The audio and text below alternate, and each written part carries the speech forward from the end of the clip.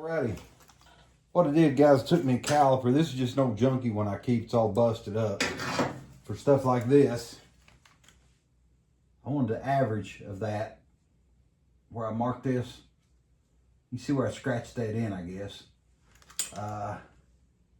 Took that measurement. We're going to do the same thing on the other side. That's 1 3/16. Okay? In case you want to know how to do this, it's just my approach. I just set that up and I pulled that. Pulled it right on down till I started getting into the curve. Okay? Got a real good mark on it now. All right, guys, I spun the frame around and I got my 1 3/16 mark there, and I want to make it look nice. So what we're going to do is just use this quarter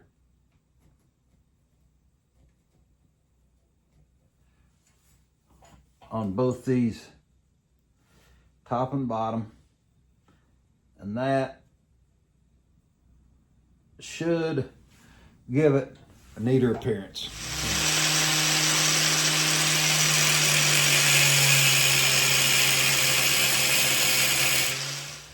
Okay, gang, you can see I got the majority of this hogged out. I'm going to take a burr and I'm going to start trying to get this all dressed in here.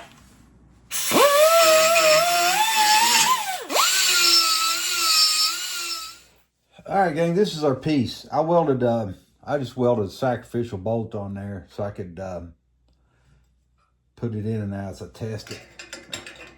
That's our plug where we had to clearance the frame. Let me just tell you how I made that first. I brought the pieces over. What I did in that, I've got this little 12-ton Harbor Freight shop press. I took this flat piece of metal and I just I left about that much, it being flat. Put about that much on that lip right there and laid this bar across this, and I just worked the press until well, gang, I got the plug in where we had to notch the frame there, and I need to get all this ground out and get it ready, make it somewhat presentable. I know it's not going to be seen, but I want it to be right and look nice. All right, gang, I got it all ground out and hit it with a little bit of primer. We're going to go ahead and try. I'm not going to do this on camera because it's a real pain in the butt, and I don't have any help here. You can see I've got the engine blocked up on pieces of wood and everything else, trying to keep it still.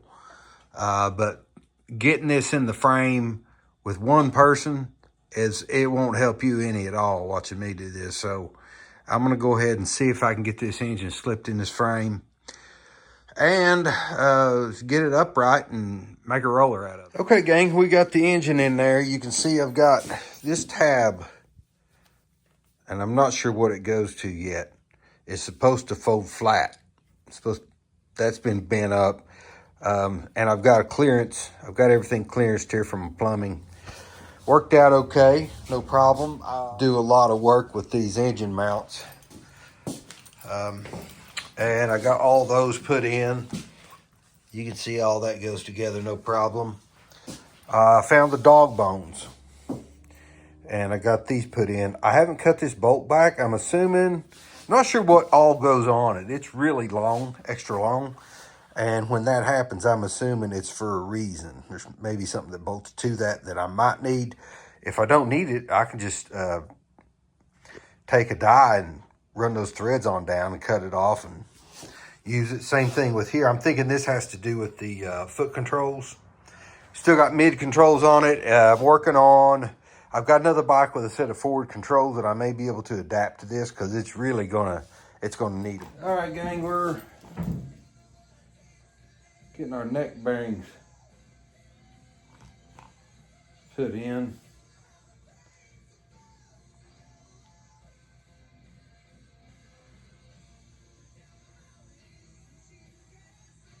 That ought to do it. We're not going to be riding it much. My goal is just to make a running riding bike out of it and then take it all back apart for paint. So that'll do for now.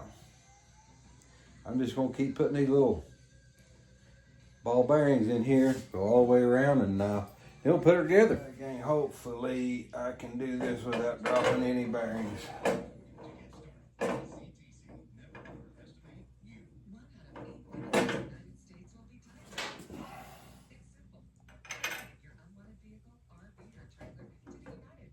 Come on, I had that thing fitting perfect, and now it's wanting to give me fits.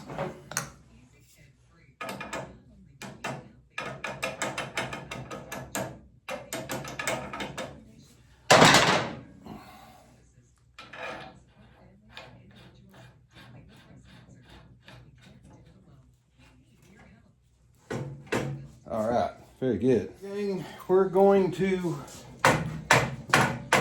see if we can just get this adjusted enough for a test ride. I'm just approaching this like I do old rotor on an old Chevrolet car or whatever. Pick something. I'm just going to load that up a little bit. That's got everything at its limits. I'm just going to back it off just a skosh. Perfect.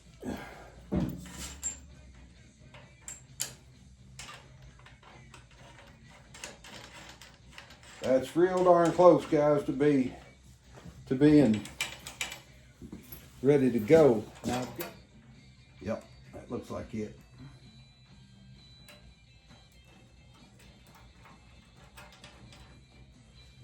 Okay, looking good. All right, gang, we've got me not knowing where anything was at with this. I went ahead, I put this, got two different size spacers. If I'd looked, I'd have seen it's going to take a short one over here. If they work out, you know, they might need to be cut. Man, I swear I keep chasing my tools. There they are. I need a little better.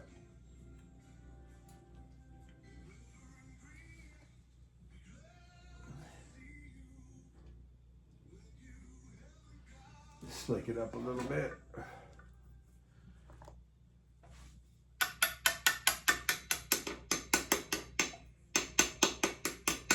All right. The other one just slips in.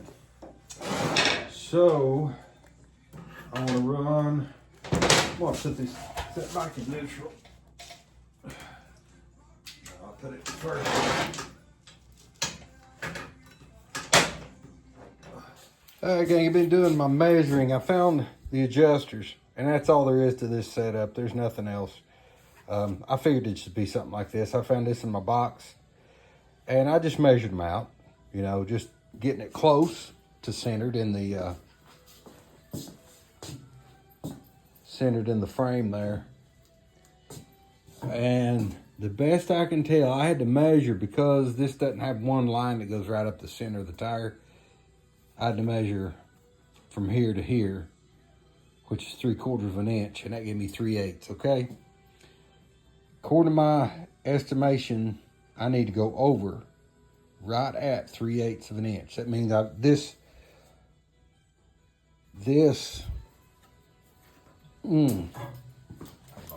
I can get you better.